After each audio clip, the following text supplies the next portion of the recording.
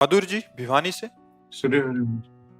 श्री हरिवंश महाराज जी, आपके चरणों में कोटि कोटि नमन। महाराज जी, कुछ समय पहले हमें ठाकुर जी ने सेवा रूप में जुड़वा बच्चों की सेवा का सौभाग्य प्राप्त दिया था, मगर दुर्भाग्यवश वो सेवा का मौका हमें कुछ ही समय के लिए मिला था। मात्र 12 दिनों के अंदर दोनों बच्चों का शरीर शांत हो गया और प्रभु चरणों में विलीन हो गया। सत्संग और आपके प्रवचनों को सुनकर हम संभल तो गए, मगर मन बार बार हमारे मन में यही प्रश्न आता है कि हमने इतना कम समय की सेवा क्यों दी। मोह के कारण ऐसा लगता है। जब गंगा जी भूतल पर स्त्री रूप में, ब्रह्मलोक की लीला है। महाराजा अभिषेक अपने तपोबल से जब ब्रह्मलोक पहुंचे, भागीरथी गंगा जी सभा में आ रही थी, मर्यादा थी, ब्रह्मपुत्री है ना, सबने ऐसे वायु का एक आवेग हुआ, यहां से वस्त्र थोड़ा हिला, महाभिषेक ने ऐसे देखा और गंगा जी ने देखा, तो ब्रह्मा जी ने तत्काल दंड निर्धारित कर दिया। ब्रह्म सभा के विरुद्ध दृष्टि कैसे गई? तुम दोनों ब्रह्म सभा से नीचे गिरो, मृत्यु लोक को जाओ। महाराज शांतनु के रूप में आए और गंगा जी उनकी पत्नी बनने के लिए। तो उस समय नंदिनी गाय वशिष्ठ जी के आश्रम में थी, बड़ी प्रभावशाली थी। जो चाहे प्राप्त हो जाए, उसका दूध जो पिए अमर हो जाए, बड़ा महिमा। तो अष्टवसु हैं देवताओं से भी श्रेष्ठ। तो उनमें से उनकी एक पत्नी ने कहा, मृत्युलोक की एक राजकुमारी मेरी मित्र है, अगर मैं नंदिनी गाय का अपहरण कर लूं, इसका दूध पिला दूं तो अमर हो जाएगी। तो जैसे हम वसु अमर हैं, ऐसे वो अमर हो जाएगी, तो मेरी दोस्त अमर हो जाएगी। उन्होंने मना किया कि बहुत बड़े ऋषि के आश्रम की गाय हो, अगर ऐसा करेंगे तो अपराध बन जाएगा। पर त्रिया हठ भी होता है अपना। अब वो समस्या का समाधान कुछ भी हो, अब मुझे गाय चाहिए।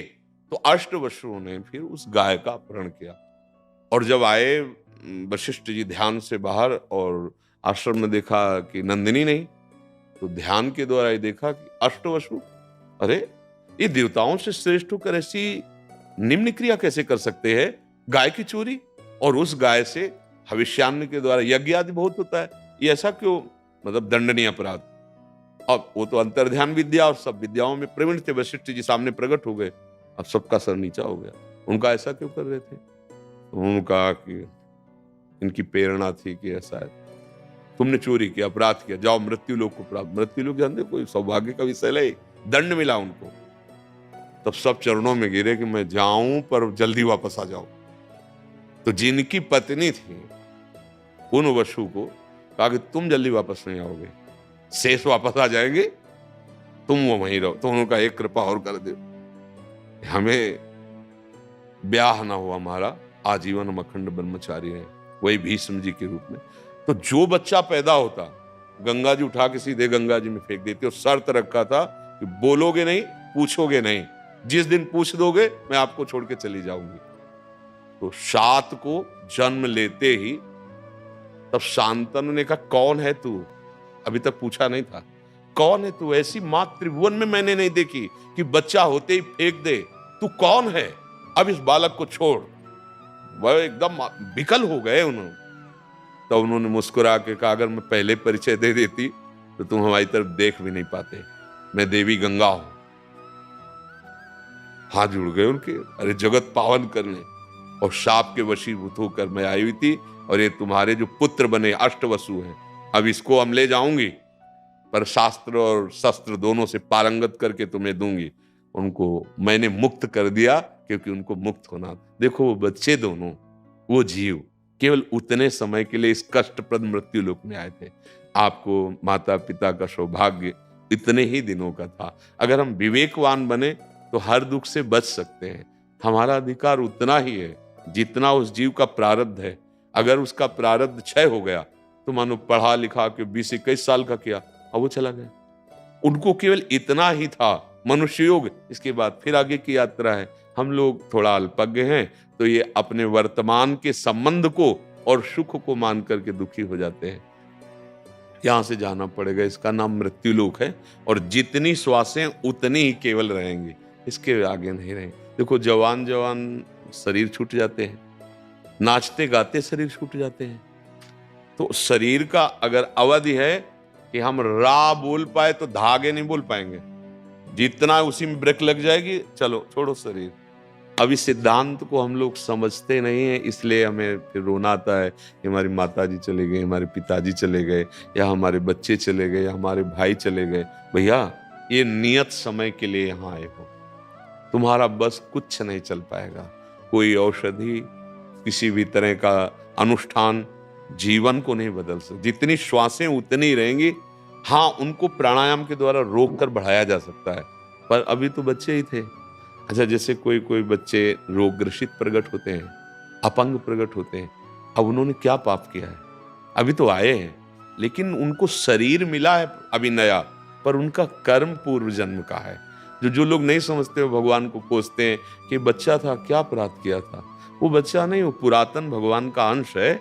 उसको नया कपड़ा मिला था, बस केवल 5 दिन, 10 दिन, 10 साल, 15 वर्ष, इतने वर्ष धारण को, इसके बाद छोड़ दो। सरकारी आदमी, ऑफिस बदलती रहेंगी। अगर देखो, गाड़ी बंगला मिलता है ना सरकार के निजजनों को, तो अगर उनको पूछो तो उनको बंगले और गाड़ी में आसक्ति नहीं होती। क्यों नहीं होती? सरकारी बंगला गाड़ी, कभी भी फोन आ जाएगा कि चलो अमुक जगह, तो वहां दूसरा बंगला गाड़ी मिलेगा। पर हम लोग सरकारी बंगला गाड़ी को अपना मान लेते हैं, इसीलिए फिर रोना पड़ता है। ये सरकारी भैया, जिस समय जहां हुक्म हुआ, उसी समय उसी स्थिति में, कवल अगर मुंह पे है तो लील नहीं पाओगे, वो मुंह पे ही रह जाएगा। चल, अच्छा, जिस विधान से शरीर छूटना है वो विधान बन जाएगा। बोले बहुत अभी तो मिले थे, गए, बोले जरा सा एक्सीडेंट हुआ और कुछ शरीर क्षत विक्षत नहीं हुआ, और वो चले गए। भैया, ये केवल निश्चित समय के लिए यहाँ आना होता है मृत्यु लोक में। सच्ची मान लो, अगर सच्ची मान लोगे तो दुखी नहीं होगे।